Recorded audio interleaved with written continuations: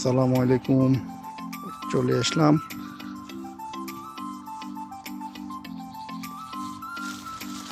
কালীরহাট কাশেম ভাইয়ের আমের বাগানে। দেখুন মাশাআল্লাহ অনেকগুলো আম ধরে আছে, অনেকগুলো আম মাশাআল্লাহ। দেখুন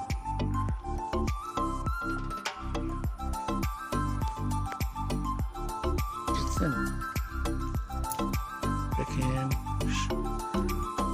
এখানে সব আম চারা আছে, সব আম ধরাও আছে, ধরা ছাড়াও আছে।